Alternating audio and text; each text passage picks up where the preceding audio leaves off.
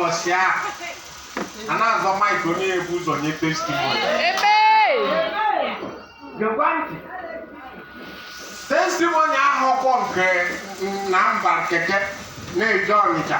Pụtazie ebe emi ọfụ obere ka tipa dado keke anyị na Chineke kpọpụtazie m. Testimony gị ya abụọ ị na-ekwu ihe asị ihe dị otu nwere ike ime. I hear you, sir. Right down.